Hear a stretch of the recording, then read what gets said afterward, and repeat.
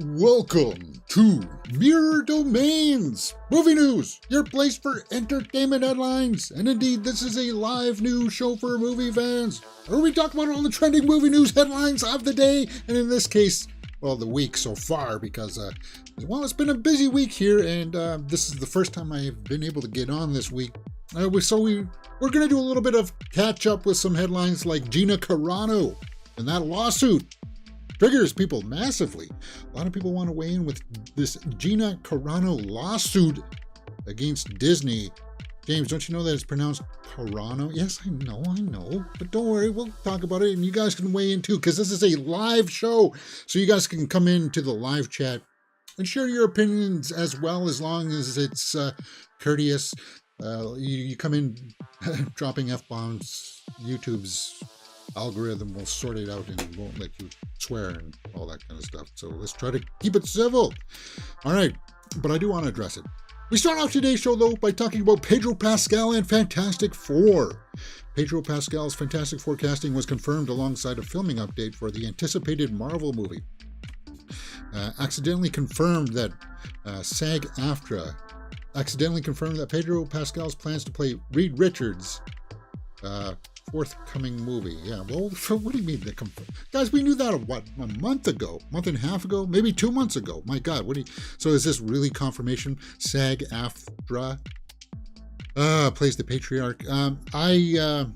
My initial thoughts when this came out, guys, is that I like this casting. I think it's something that a lot of people will be able to get on board with. It's just, I don't know about the rest of the cast, because he's not old, but he's up there, guys. He's in his 40s. Anyway, what's next? SAG-AFTRA statement said this. Recently wrapped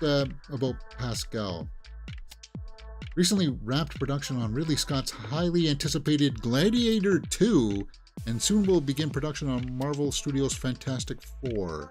SAG-AFTRA redacted the bit about Pascal's involvement with the Fantastic Four, but only after eagle-eyed fans spotted the, it's not, I wouldn't even say typo. Guys, we've known this. It's just, this comes out before the MCU and Marvel have, come out and publicly declared this themselves, which I don't know why they're sitting on their hands on this. They need a win right now. And I know that people will say that Madame Web is not MCU, but it's connected to it, guys, because it's supposed to be Spider-Man stuff. And people, casual fans out there, just won't be able to tell. They don't care about the difference, that, the legality issue that we understand between Sony and Marvel. We understand that as movie fans, but the casual people out there don't. Anyway, so when Madame Web comes out next week and completely bombs, people will be like, do we really need more superhero stuff from the guy who plays the Mandalorian? I don't know. It's just one of those things where it's kind of like, this should have happened back in Phase 4. This should have been the one that ended Phase 4. And here we are in middle of Phase 5, and we still have no idea what the heck's going on. We know that we're getting it, at least, and now it's confirmed, sort of, that Pedro Pascal is Reed Richards with, it seems like Vanessa Kirby is going to be playing the Invisible Woman, and Joseph Quinn, who we just saw in the Quiet Place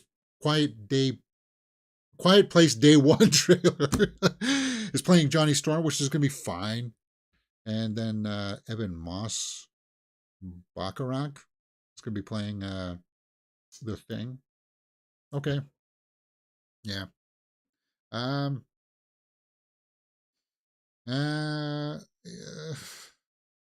Any comments? Not my top choice. I would rather see John Krasinski back. Well, I think a lot of us wanted to, but it's just not going to happen. I'm sorry about the absolutely terrible casting. Oh, so some people are already outraged by this. That's the motif of the day, that people will be outraged. I don't know, guys. As I said, it's a little too late now. I don't think a lot of people will be hyped or excited to see this. They got to have a great story. Casting doesn't matter for something like this anymore. Casting doesn't matter for the MCU anymore. It's all about the story. because you can have Tom Cruise in there as Iron Man, and you could have John Krasinski as Fantastic, as Mr. Fantastic. That won't matter if the story sucks, man. And Madame Web and Craven the Hunter are really gonna stink up the joint when they come out. I'm calling it now. So, oh, such a bold prediction, James. I know, but it's comic book movies are. I know we're down to a few this year, right? We're gonna get Deadpool 3, which I think will resonate with people. Imagine if that one stunk up the joint. Oof. Ooh. Yeah, that would be a bad scenario for movie fans and comic book movies alike. That would be kind of like the death knell. If Deadpool 3 comes out and goes, that's it. Who cares about Phase 5? You don't even need to recast Kang at that point. It's kind of like, guys, let's just reboot this thing, or let's put a pause on it and move on. Which is what we're gonna do right now and talk about Nicolas Cage. In Star Trek, what? Nicolas Cage has had discussions about joining Star Trek. Cool, man. Make him play a Klingon. Make him a Klingon. Put some weird prosthetic on his face and make him. Let him do his thing, man. Because and here's the thing about Nicolas Cage is that he's like one of us. He's a sweaty man. He knows this lore. He knows these things, and I think this would be kind of like a cool kind of like cherry on top if we're going to get a new Star Trek. Why not? Nicolas Cage says discussions have happened about him potentially joining Star Trek, but he has an important stipulation. Oh, okay. What's the stipulation? While Star Wars may not be his bag, Cage has still eager as ever to join the crew of the USS Enterprise for a Star Trek outing. Okay. So he says in an interview with Screen Rant, quote, there are a couple of phone calls. I don't know. I'd have to see a script. It would have to be something I could really add my flavor to, which Klingon. Why not? Why not? Have some pop and spark. I wouldn't want to just do anything because I have so much love for the franchise. And as I said, yeah, he's one of us, guys. Trust me. As far as what is his biggest draw to the Star Trek world, Cage went on with his most iconic ships in history. I want to be on the Enterprise. I really have to be on the Enterprise in some capacity. I want to be floating in space on a satellite. I don't want to be floating in space on a satellite. I want to be on the bridge, but they have to bring it to me. Oh, he wants to be a captain. Well, maybe he could be the bad guy who takes control of the Enterprise. Kind of like Khan, we've seen that before, but they got to have a twist on it or something like that. I could see it happening, man. I'd be on board for that. And Cage he's having like a resurgence now. I know that some people didn't like things like Renfield and stuff, but I had a lot of fun with Renfield. He still brings it, even in the smaller stuff like Willy's Wonderland. Nicolas Cage still shows up and brings his A game. Seeing him in Star Trek, that would be thumbs up in my book for sure. What do you guys think about that? A Quiet Place Day 1 trailer dropped today, guys, and my trailer reactions is up on the channel right now, actually. Go check that out. I was not anticipating this. I thought that maybe we would get like a Super Bowl spot, which we still may, which would probably just be like an edited down version of the trailer. But I like the trailer a lot, man. Jaimin Hansu, Joseph Quinn, and Lupita Nyong'o star. There's John Krasinski right there. This is kind of like when they first arrive kind of thing, right? And I thought it was going to be a little bit more of a political thing. Like I thought it was like the synopsis that was sort of leaked here. It says plot under wraps. The synopsis that was sort of leaked from what I remembered was I thought it was going to be taking place in the White House and that she would be part of kind of like either the president's cabinet or council, or she would be the president. I don't know, but it was kind of like the trailer did not convey that to me. The trailer starts off with recaps of A Quiet Place and kind of thing, and Quiet Place Part 2. Cillian Murphy there. And then we're in New York with Lupita on the street. She looks up and sees a bunch of the meteorites coming down. This shot doesn't look all that good, though. I don't know. I'm curious about this. Well, I'm beyond curious. I'm hyped. Joseph Quinn, he's getting his name out there. A lot of brand recognition. We just talked about him for the Fantastic Four. Uh, these two actors can bring it. Ooh, there's a kitty there. Cool.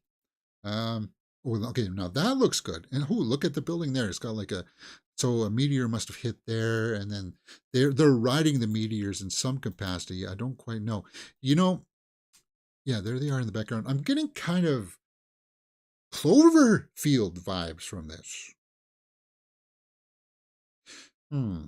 Like, is there going to be a bigger version of that? See, when I watched the trailer, I said, I want them to expand the lore like Bird Box, kind of like add something new to it, evolve it kind of thing, right? We didn't know that there was a bigger one, like from the John Krasinski, Emily Blunt one. They never talked about that. We just knew that there were the smaller ones, right? So maybe there could have been a bigger one that comes in this one. Like, expand it for us. Just don't have the same kind of rinse and repeat with different people. Like, that's what Bird Box Barcelona did really well, is that it just wasn't a rinse and repeat of like the same events but in a different place, which is what I'm sort of getting the vibe from here. Add to it. Djimon Hounsou there. We know that he's in part 2 and that he ends up on the island. I'm getting the impression, though, this part right here is maybe the end of the film. It looks like they're on a boat or something, and they get attacked, and you know that they might be on their way to the island where Djimon Hounsou is going to be. But it's odd that she must just depart or something like that halfway through, or once they get to the island. Maybe she doesn't survive. We'll have to see. Let's see what some people are saying in the comments. Love this series. I can't wait. Where are all the comments? Guys, this came out a while ago. Weird. Really weird.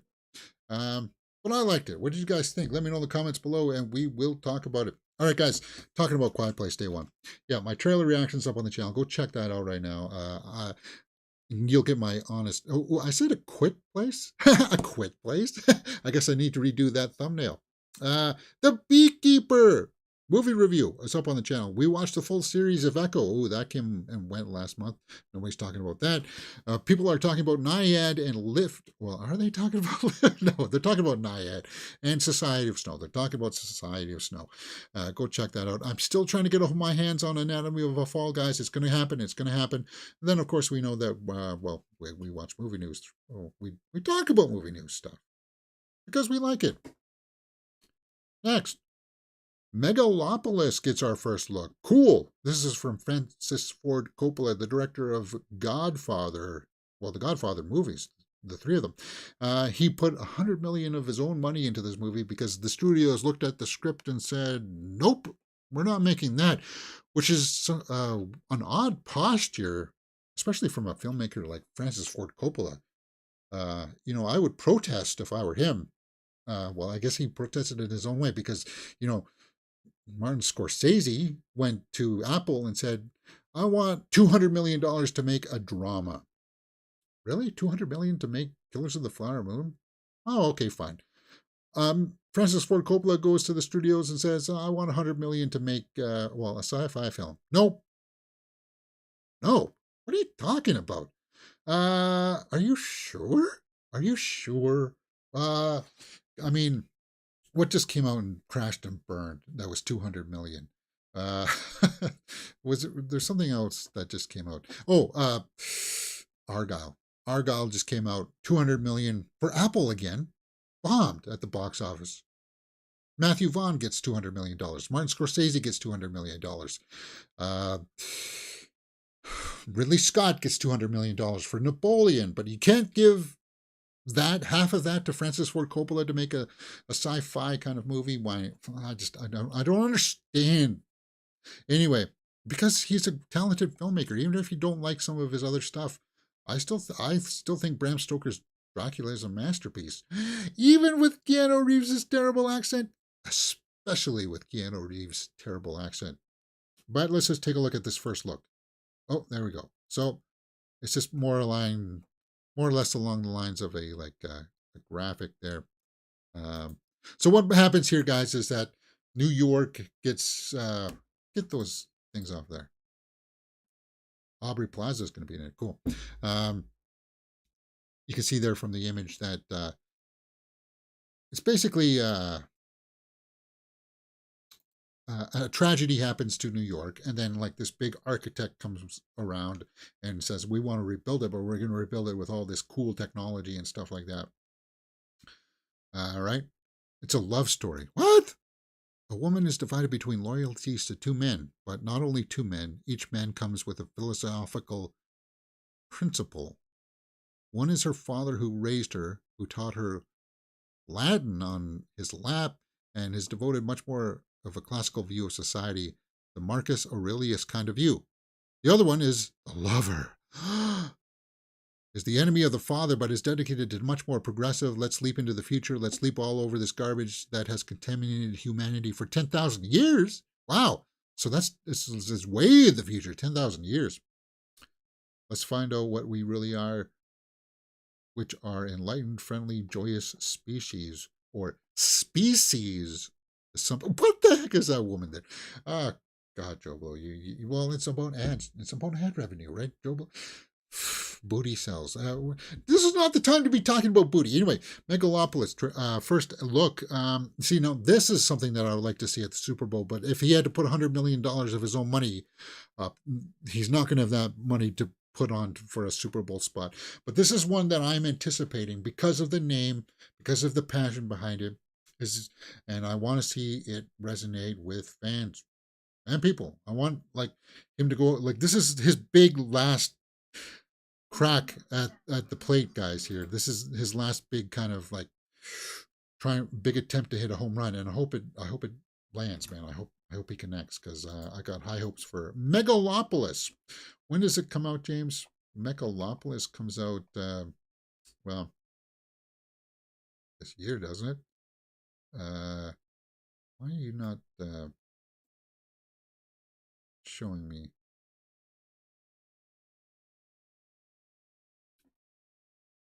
Okay, so it's post-production now. I thought they had secured distribution. James Remar, Adam Driver's in this. He plays the architect, I guess. Is Remar the father? Interesting. Who's that showing the leg? Is that a? I don't know what the heck that is. This is Ford Coppola himself. Are they on set filming? You know, this is the kind of thing where I would have loved to have been just a fly on the wall between like Scorsese, Spielberg, Francis Ford Coppola, Nolan, James Cameron. You just, I just want to stand there and watch you on set, and I want to watch you work because it's like a master doing it, right? Yeah, he's gonna have a great career to look back at anyway. Megalopolis. Who else is in this, James? Natalie Emmanuel, Aubrey Plaza, as we said, Shia LaBeouf. Now, I thought Shia LaBeouf got removed. But what project hasn't Shia LaBeouf been removed from? Dustin Hoffman, Giancarlo Esposito, Florence Fishburne, John Voight, Jason Schwartzman. Thumbs up. James Remar, we saw the picture there. Chloe Feynman, D.B. Sweeney, Talia Shires, Balthazar Getty. Cool, man.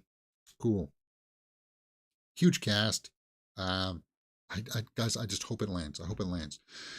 What may not land, though, is Scream 7. Let's talk about that. Scream 7, Nev Campbell considering return. New director rumored. Okay, so we got a new director rumored. Nev Campbell is considering returning to star in troubled sequel, while John Hyams is rumored to be running to direct. John Hyams. I don't know, man. Get John Carpenter. Ask if he wants to do it. He did Sick. I didn't see that last year. That was on my radar. It's kind of like one of those things. Well, it's kind of like Anatomy of a Fall situation. I want to see it. I wanted to try to get my hands on it, and it just got away from me. So take out the producer, James, and talk about directing. Maniac Cop in development. Chucky TV series, Chicago PD. He did Sick. Z Nation, 12 Days, Original Fire, Dragon Eyes, Razzle Dazzle, Rank. John Hyams, One Dog Day, 1970, 1997. What? I thought he did something bigger. Universal Soldier Regeneration, Day of Reckoning. So he was really on board with Universal Soldier, I guess, sequels. John Hyams. Maybe I'm confusing him with like somebody else named Hyams. Curious. But as I said, they would because we know that Melissa Barrera is not coming back. We know that Jenna Ortega is shooting Wednesday season 2. She's not coming back. We know the director left, so it's kind of like this project. I give about I don't know, 30% chance of happening, with only a 10% chance of that. I don't think it's happening. I think they just need to put it to bed for a while, wait until Jenna Ortega's schedule clears up, and then bring her back for it. Yeah, because we're done with the Nev Campbell story. And I think most of us fans have accepted that. Hunter Schafer horror. Let's continue on with that. Now, as much as people want Hunter Schafer to be Zelda in the upcoming live-action, Legend of Zelda movie, God, she looks like she looks like an elf there, doesn't it? Maybe it's the ears, it's the eyes, it's just the shape of like this part of her face. I haven't seen any of her work, but she's gonna be working with one of my favorite actresses, Noomi Rapace. Yes, Swedish actress. I like her work a lot. I think she's a fantastic actress. She's got a lot of range too, a lot of range. People knew her from the Swedish versions of A Girl with the Dragon Tattoo series. Prometheus, she was in. So, anyway.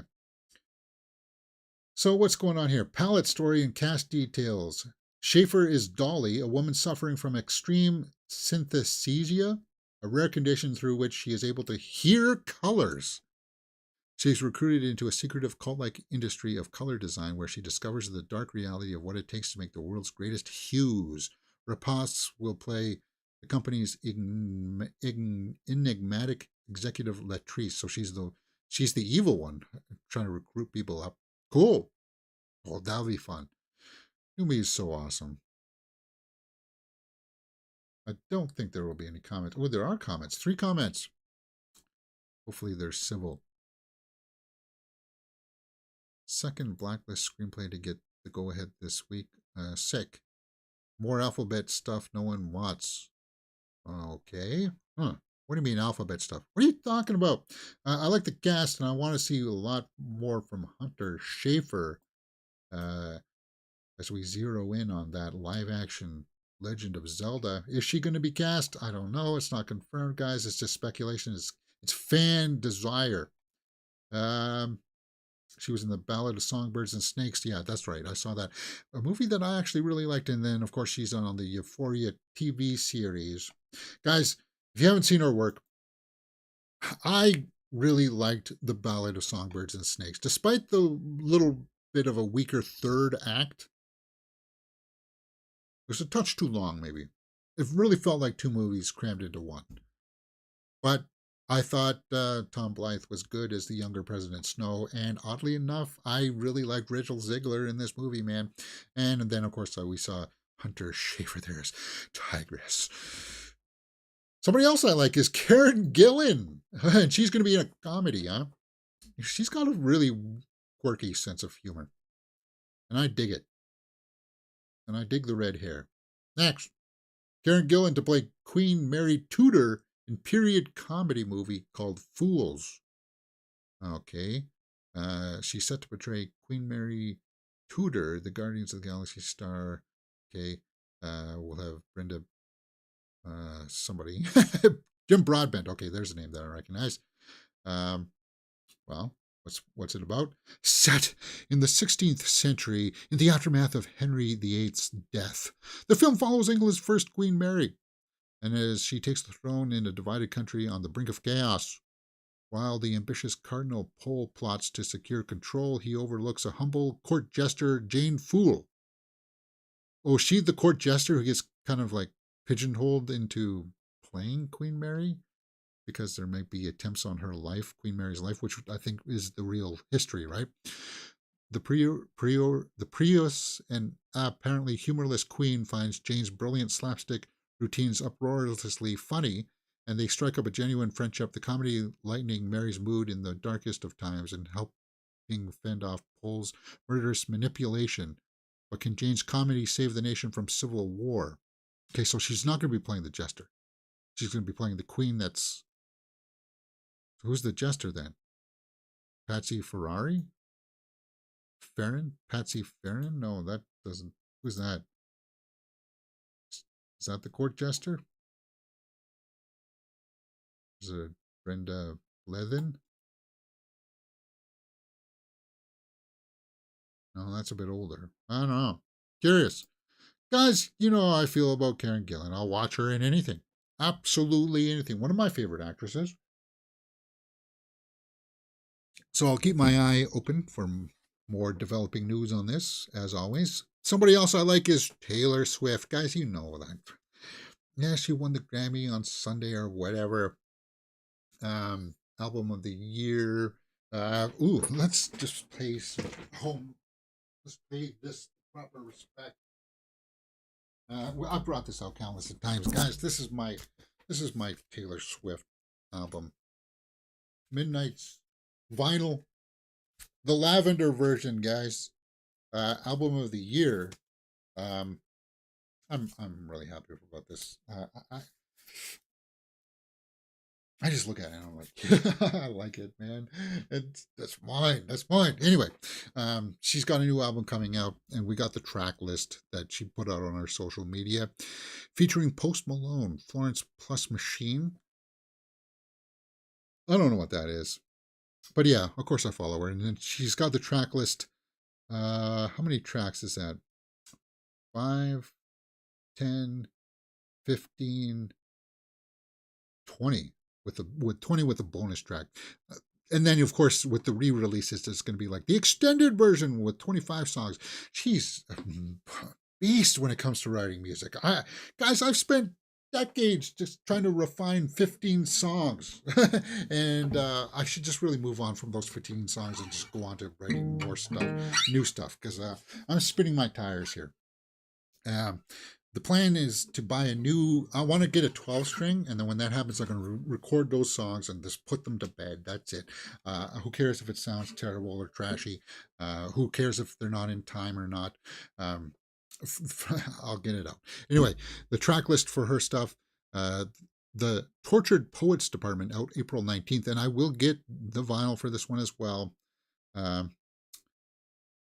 It just, for me, it gave me a little bit of pause because she's still going to be playing a lot of the Eras tour. So will this be part of the new Eras tour? Like, where is the track list?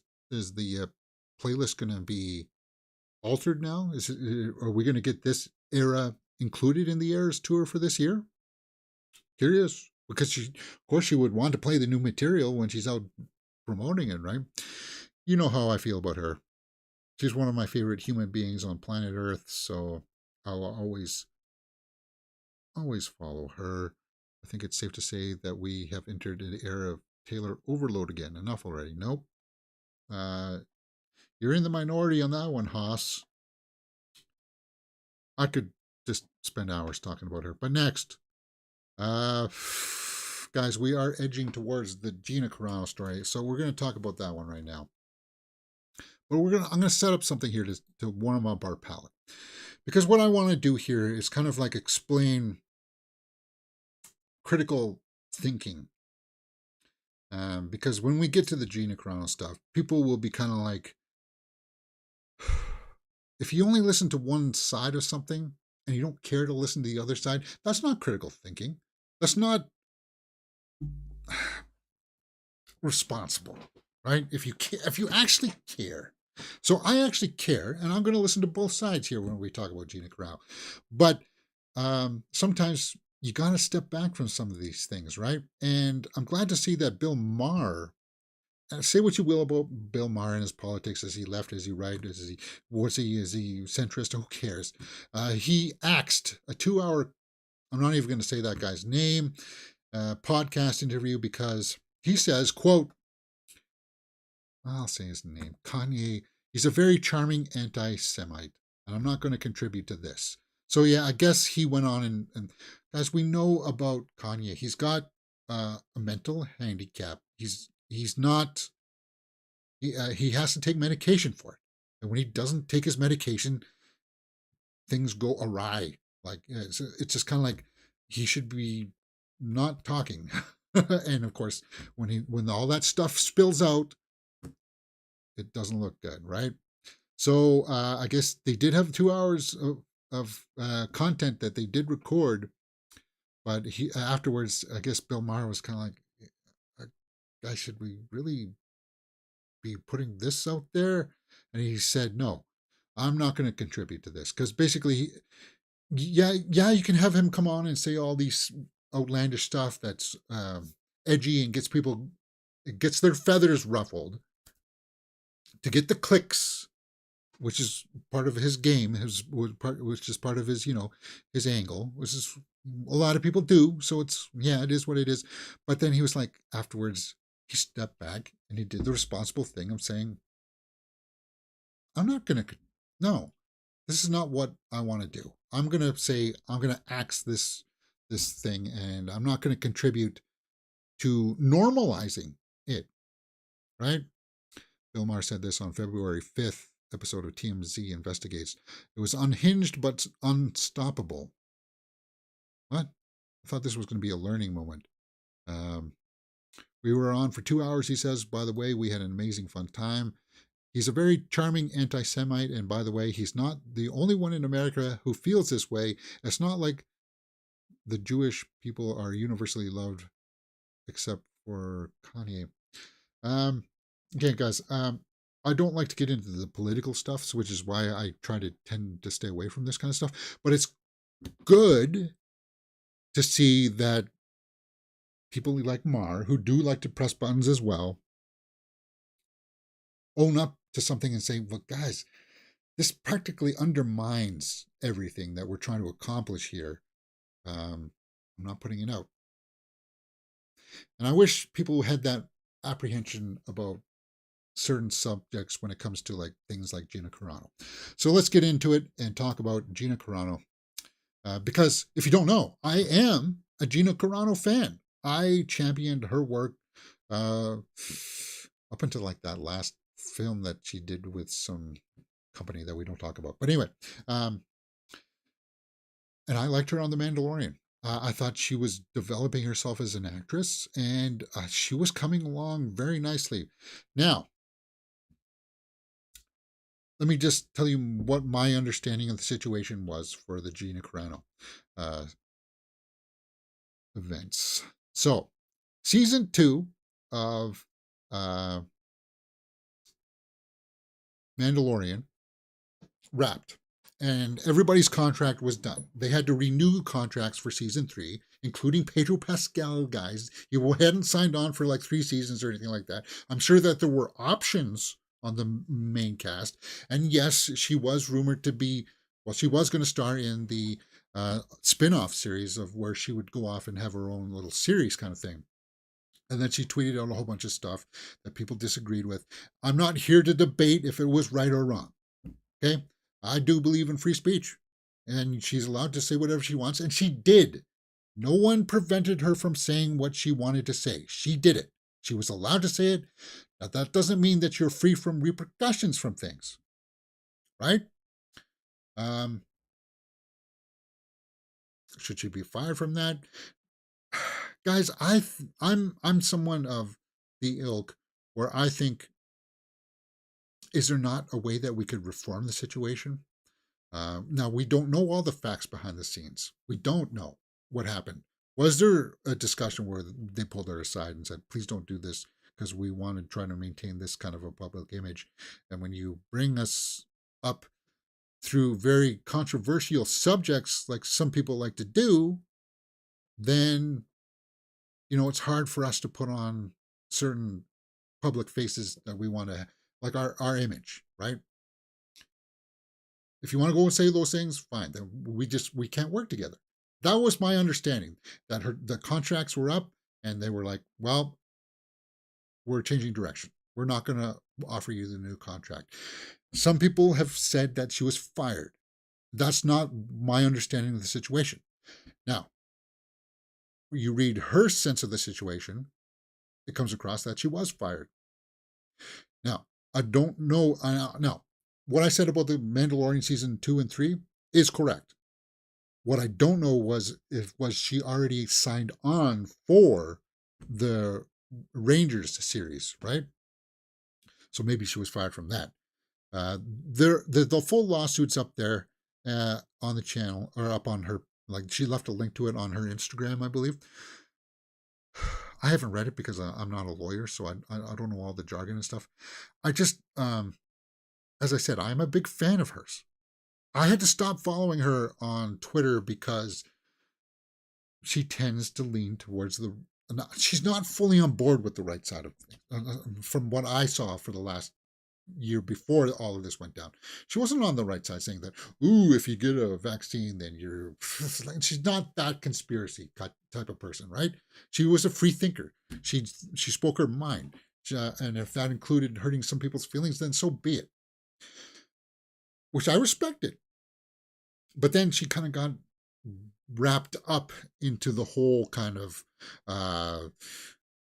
things are rigged, and what you see isn't real. And even though if you see somebody saying that they didn't endorse somebody, well, and he says that he didn't endorse somebody, but you got videotape of him saying that he endorses them. It's like, she just went down that rabbit hole, and it's kind of like she was exploring ideas and thoughts on that, and it just kind of like consumed her, and it just kind of like it got to the point where, yeah, she was working with one production company that I don't watch movies from this. I don't watch stuff from that production stuff. I don't acknowledge that site here on this channel because of the very people that own those media companies are on that far right side that do push all the conspiracy stuff. So there was points when she was working for movies on those sets where in the background you see all of that paraphernalia, all of that kind of propaganda stuff, and I don't have a stomach for that kind of stuff. I don't. So this is a subject that gets a lot of people triggered. You go to the comment sections for these stories and stuff, and it's rife with people coming out to bat for it, and you can see the ups and downs and stuff like this. So I expect even here on this video, perhaps we'll get a little bit of a blowback from this.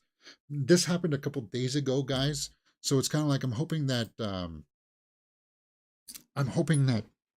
that'll be mitigated now. But I wanted to weigh in with my thoughts. I don't feel like this is going to maybe monetarily, this may accomplish something for her if she gets the verdict in her favor, but this is not going to be opening the doors for her to come back into the universe. This is basically going to close the doors forever. And I was holding out hopes that if things had died down, that they could resume some level of talks of bringing her in as a cameo for the Mandalorian and Grogu movie. Now that Carl Weathers has passed on. By the way, rest in peace, Carl Weathers. And read her post about Carl Weathers. Very touching. Very moving too. She is eloquent at times, guys. I was hoping that there would be enough, the waters would have settled enough that they would have been like, okay, we know that Cara Dune is a fan favorite. Here she is in the movie, guys. Will she go and promote it? Probably. I don't know if she would be invited to the red carpets or anything, but this is pretty much going to close the door on that from ever happening, which sucks. And is it going to close doors from other production studios as well? I would work with her. It's just kind of like, I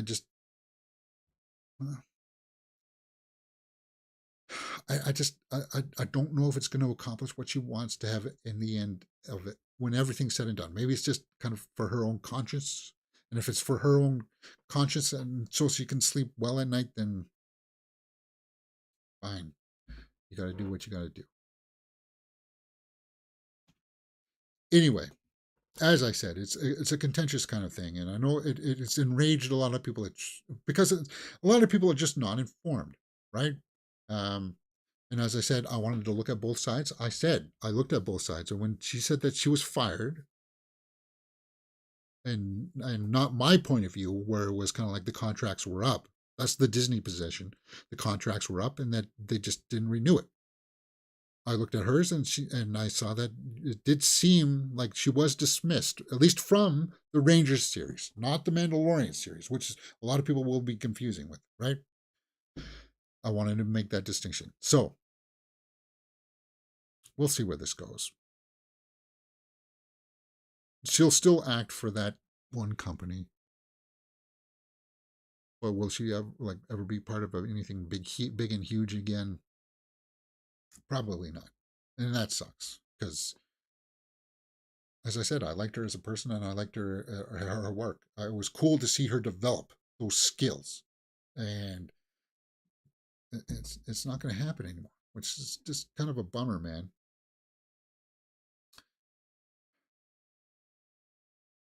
It bums me out. All right, let's go on to some hit or let's move on to some hit or miss. If it's a hit, we'll talk about it. If it's a miss, we'll move on. Somebody else who got part of the um, people behaving bad, Kevin Spacey.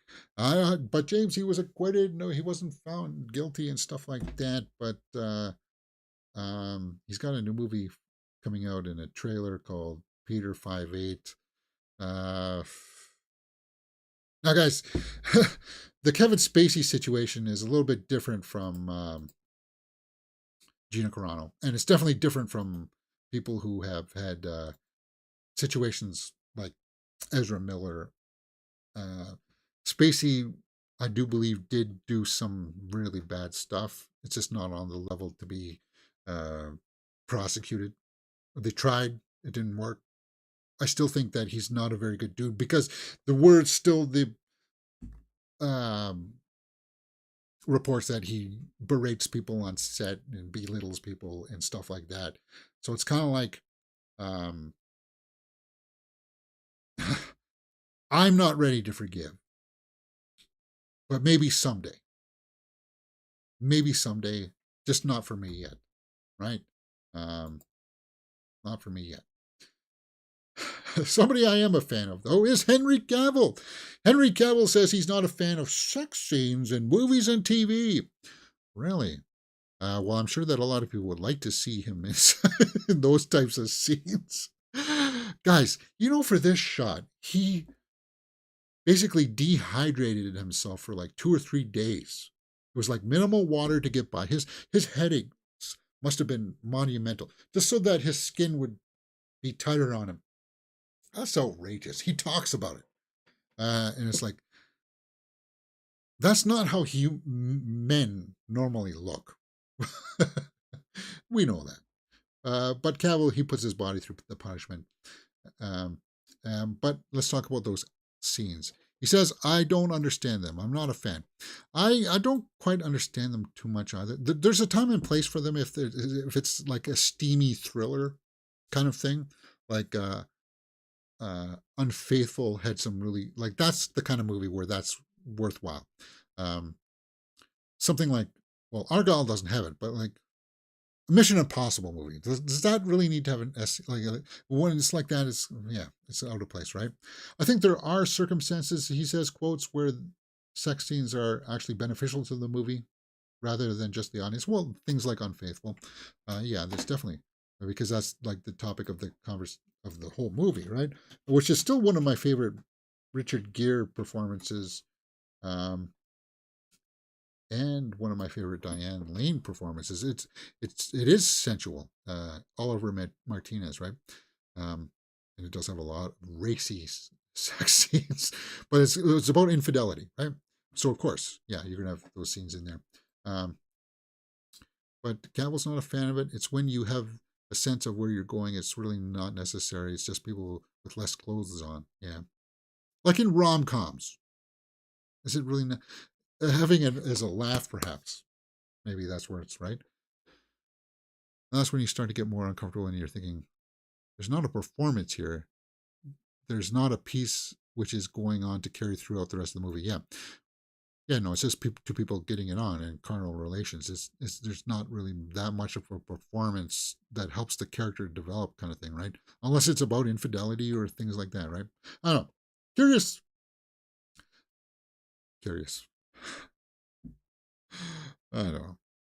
By the way, guys, I really liked Argyle. Argyle. I am one of the few who loved it. Despite it's one of those movies that's bad, but it's like the good bad. Um, it's and it's not like bad. It's not Batman and Robin bad. See, the audiences they liked Argyle much more, and I'm going to watch it again. I might even own it on Blu-ray simply because of Bryce Dallas Howard.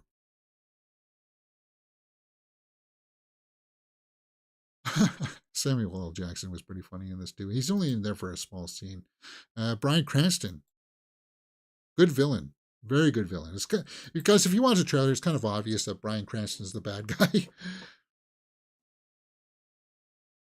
And I like how Henry Cavill's peppered throughout the film.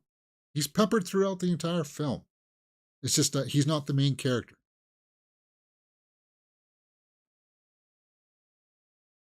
All right, guys, I think that's pretty much it for me. Yeah, I was going to talk about the Final Fantasy Rebirth kind of stuff, but it's kind of like, I want some popcorn. I'm going to go make some popcorn and call it a day. I'm going to work on some shorts after I have my popcorn. But yeah, I watched the Rebirth clips. I'm only talking about this because over on the Mirror Domains gaming channel, we played through the first uh, Final Fantasy game, and Final Fantasy comes out next month on PlayStation, or no, this month on PlayStation. Then it's going to be a couple months before it comes out on Steam on PC. And when it comes out on PC, we'll be playing it in PC. All right. Because I'm in love with Final Fantasy VII, like the first actual game, and to see like it brought to life on I think it's epic. It's grand,